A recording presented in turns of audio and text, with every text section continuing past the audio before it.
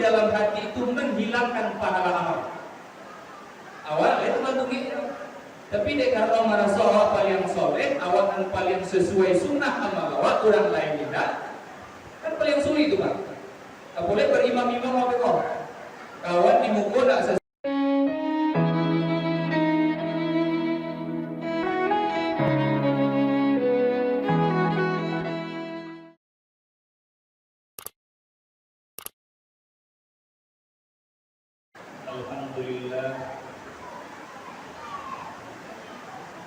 Alhamdulillahilladzi anzala al-Qur'an hudan lin-nasi wa bayyinatin minal huda wal furqan.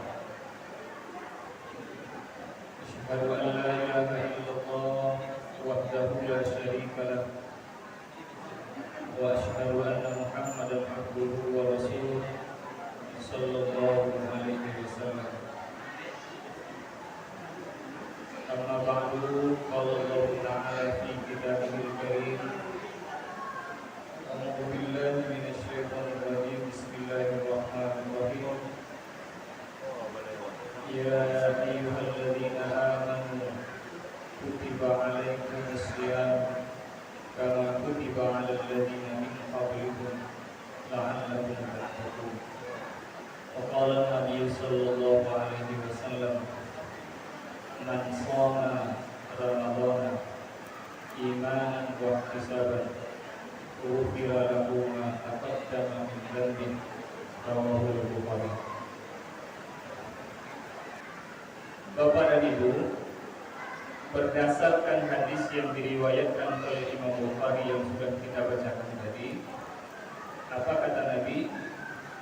Man shoma ramadhana, siapa yang mengerjakan puasa bulan Ramadan karena iman dan perhitungan sampai kepada derajat keikhlasan, ghufira lahu ma taqaddama min dzanbi, Allah akan ampuni dosanya yang telah berlalu.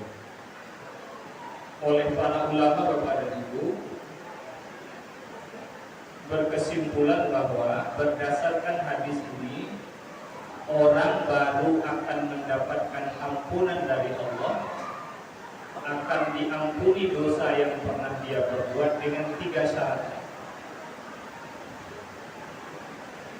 Syarat pertama adalah man shoma, mengerjakan perintah.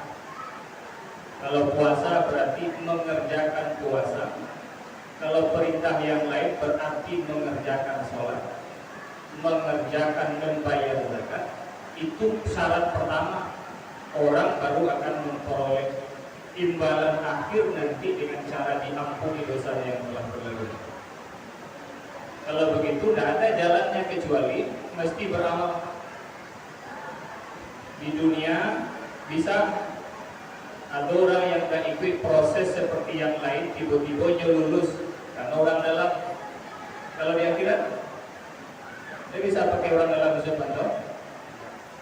Ambo biarlah lapian, jadi dengan di awal karena di akhirat itu kan tidak bisa begitu. Maka syarat pertama pasti beramal. Syarat yang kedua kata para ulama, man shoma ramadhana. Syaratnya itu berpuasa atau beribadah, tidak bisa puasanya itu angi-angi ciayam. Apa pengertiannya? Atau model ayam ganti batal luar. Ini puasa, panik, besok berarti sehari dulu. Besok ulang dulu ya. Tidak bisa begitu. Maka maksud Ramadan itu adalah mesti continue, terus menerus selama bulan Ramadan. Maka dalam pandangan agama, khairul amal adwamuha wa in qalla. Amal terbaik itu dalam pandangan Allah adalah terus menerus, continue, mudawamah, meskipun amal itu sedikit yang dikerjakan. Maka syarat yang kedua baru memperoleh ampunan dari Allah adalah selain beramal, yang kedua harus istiqamah dalam amal. Hari ini baca Al-Quran, habis salaman, 2 malam besok sudah itu sudah satu semua sekali itu lah. Itu tidak istiqamah nomor 2. Maka syarat orang dapat ampunan itu adalah taruh bertahan kurvanya itu normal.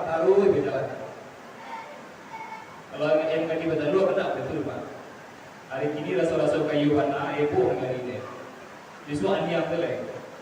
Maka secara agama tidak bisa begitu, harus mudawamah, istiqamah dalam beramal. Syarat yang ketiga kata para ulama, amal yang dikerjakan itu mesti atas landasan iman dan keikhlasan. Artinya apa? Kalau ada orang yang beramal karena ada tujuan-tujuan yang selain Allah, maka berarti dia tidak akan memperoleh jaminan mendapatkan ampunan itu. Bapak dan Ibu, kalau begitu syarat yang ketiga itu adalah amalnya itu selain dikerjakan harus, lalu mesti istiqamah dalam amal, tidak boleh bercampur amalnya itu karena tujuan-tujuan yang selain Allah, yang artinya adalah mesti terjaga amal itu dari segala sesuatu yang akan merusaknya. Bapak dan Ibu, ada seorang ulama nama beliau Abu Bakar Al-Wasiti. Pendapat itu dikutip oleh Abu Lais As-Samarqandi dalam kitabnya Tadbihul Ghafilin. Apa kata Abu Bakar Al-Wasiti, Bapak Ibu? Hifdzut ta'ah asyaddun min fi'liha.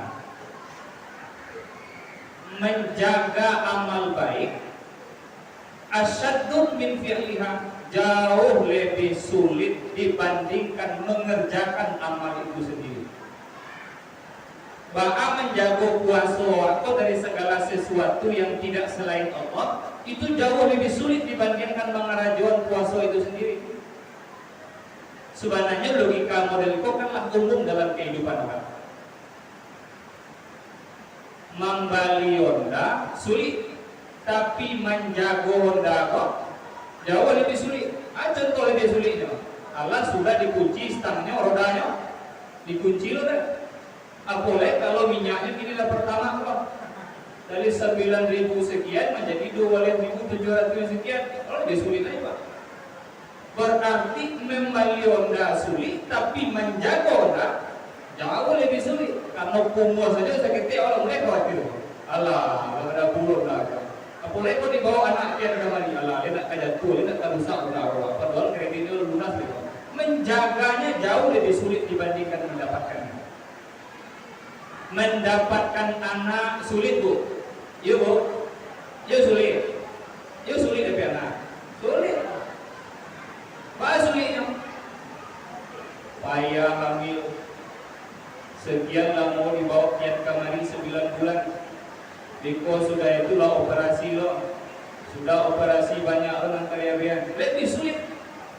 Tetapi jauh lebih sulit, asyaddud lebih sulit dibandingkan memperoleh anak adalah menjaga mereka. Model itu lebih sulit Pak. Disuruh ke sekolahnya baik lapau. Disuruh beraja dia main game. Itu bisa stres tiap hari Pak.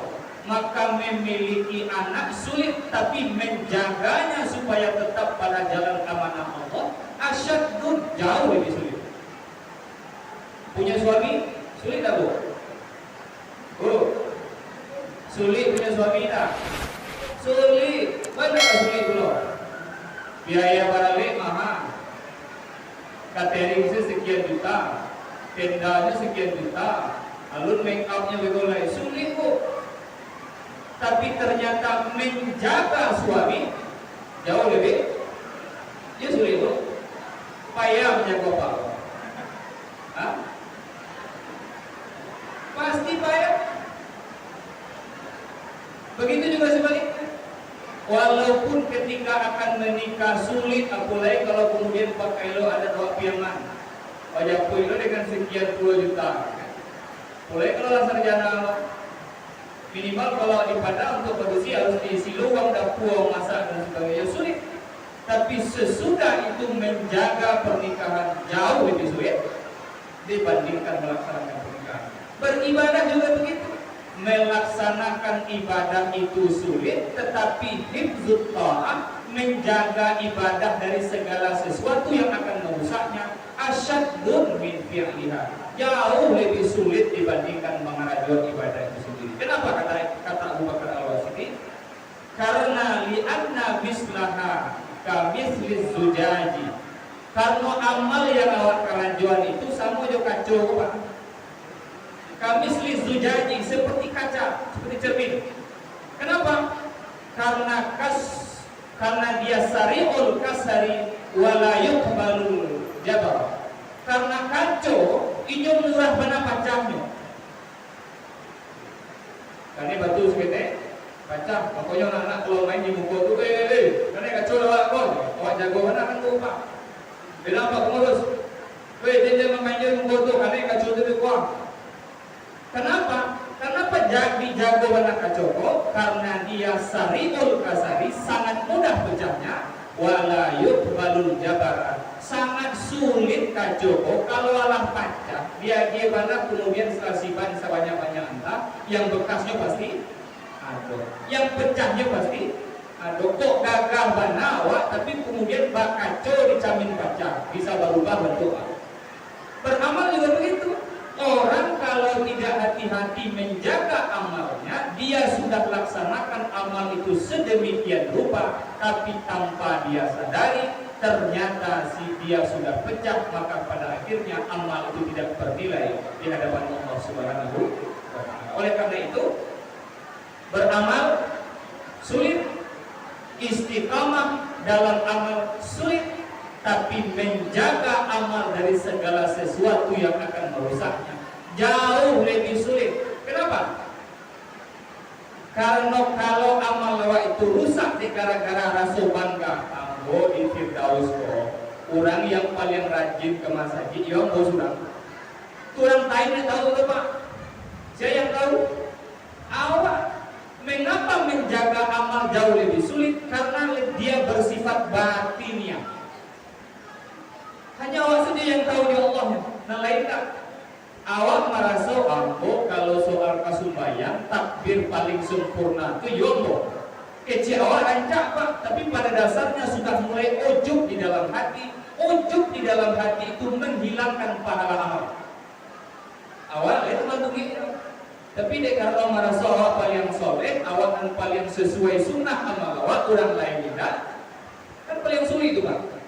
Tak boleh berimam-imam apa kau? Kawan di muka tak sesuai menurut pengamal awak di belakang. Kecil awak lain sembahyangnya, tapi dalam perasaan awak, Allah jadi imam begitu. Apa contohnya karajo mengkritik imam saya. Masa mau je mahasiswa sebagai April petangkan demo saya dalam pengamal saya. Kecil awak ibadah awak bagus, tetapi pada dasarnya dalam pandangan Allah Subhanahu wa Ta'ala itu amalnya sudah rusak. Oleh karena itu para ibu, di dalam hadis yang diriwayatkan oleh Imam Ahmad, Imam Baihaqi dan Imam Baghawi dari dari Mahmud bin Labid, apa kata Nabi Sallallahu Alaihi Wasallam? Akhwafu ma akhafu alaikum asyirkul aswaru. Tidak ada yang paling aku cemaskan dari kalian umatku yang sudah melaksanakan amal sedemikian rupa. Yang wajib awak karajuan, yang sunat awak laksanakan, tapi ternyata Nabi masih takut, cemas mencari awak yang beramal. Kenapa kata Nabi? Karena lantaran yang paling aku takuti dari umatku yang sudah beramal adalah asyirkul aswaru. Di dalam hatinya dia tidak menyembah kepada Allah, tapi dalam hatinya ada niat yang lain yang dalam pandangan agama disebut dengan syirik kecil. Sehingga para ulama bagi syirik berdua, ada syirik jali, syirik besar, ada syirik khafi, syirik kecil. Kalau syirik jali jelas menyembah sesuatu selain kepada Allah, meminta sesuatu selain kepada Allah. Tapi kalau syirik yang kecil, ini ibadahnya, berkeyakinan dia Allah sebagai Tuhannya, tapi pada dasarnya dia sudah memperbuat syirik padahal dia sedang beramal. Kalau dan Nabi mengizinkan tidak ada dan paling memutakwiyah dari kalian kecuali kalian beramal tapi justru berbuat syirik kecil. Para sahabat kemudian bertanya, wa masyirkul aswaru, ya Rasulullah, karena begitu cemasnya engkau terhadap kami, amal kami akan rusak gara-gara syirik kecil. Apa gerangan syirik kecil itu ya Rasulullah, katanya para sahabat. Kala Nabi SAW kemudian menjawab, asyirkul aswaru huwa ar-riya'u. Syirik kecil itu adalah orang beramal tapi justru dalam amalnya karena pandangan orang lain. orang beramal, dia mengerjakan perintah, meninggalkan larangan, tapi bukan karena lillahi ta'ala, tapi justru karena hendak didengar oleh orang lain. Ada orang yang beramal, tapi justru di dalam amalnya muncul sifat ujub, bangga terhadap diri sendiri, bangga terhadap kesolehan sendiri, meremehkan amalan orang lain. Kata Nabi, orang itu yaqulullahu ta'ala yauma yujazil ibadu, Allah nanti akan berkata kepada orang-orang yang seperti itu amalnya di dunia, ketika nanti Allah akan balasi amal mereka di akhirat. Apa kata Allah? Idhabu ilal ladina kuntum, kalian inilah tiba di akhirat, amal kalian kemudian akan dihitung. Oleh karena itu, karena dulu kalian berniat amalnya itu bukan lillahi ta'ala, oleh karena itu idhabu, silahkan kalian cari kepada orang-orang yang dulu kalian beramal lantaran mereka, dan mintalah kepada mereka balasan atas amal yang sudah pernah kalian kerjakan selama hidup, padahal niat kalian adalah dalam rangka mencari perhatian orang lain, pencitraan bahasa orang ini para ibu. Oleh karena itu Bapak dan Ibu, menjaga amal dari hal-hal yang akan merusaknya seperti itu mesti betul hati-hati gitu. Kalau puasa, tidak makan, tidak minum, insya Allah bisa. Ya tidak baku. Kan ada tuh. Kalau puasa rasanya ada orang yang ria. Masa mau orang payah-payah tidak makan, tidak minum gara-gara dicari oleh orang lain. Tapi menjaga puasa dari segala sesuatu yang akan merusaknya itu tanpa disadari sangat mungkin setiap orang bisa melakukannya. Oleh karena itu Bapak Ibu jamaah yang dirahmati Allah, Al-Imam Ali bin Abi Thalib, Khalifah Rasyidin yang keempat, apa kata beliau? Memberikan nasihat kepada kita bersama. Lil murai arba'atu alamatin. Orang yang beramal tapi amalnya itu tidak lillahi ta'ala, tapi karena ada tujuan yang lain, karena untuk mencitrakan dirinya di hadapan orang lain, karena ada kepentingan-kepentingan duniawi terselubung yang hanya dia yang tahu dengan Allah Subhanahu wa ta'ala. Kata Imam Ali bisa dilihat dari 4 hal. Cara mencari amal orang, tapi kok gunanya bukan untuk menyenter orang para ibu, tapi untuk meresapi amal orang sendiri. Kata Imam Ali, tandanya itu yang pertama adalah yaksilu idza kana wahdak wa yanshudu idza kana ma'an nas. Pertama, dia akan bermalas-malasan kalau ibadah itu dia kerjakan dalam keadaan sendirian. Yang kedua, dia akan bersemangat ibadahnya kalau ibadah itu dikerjakan di hadapan manusia yang lain. Nah, itu apa? Kebedaan cara sembahyang awak kalau sembahyang di rumah daripada sembahyang sama juga. Kalau di rumah Allah. Tapi tiba-tiba saja Allah karena ya lo itu orang lari gara-gara takbir. Tanda lupa.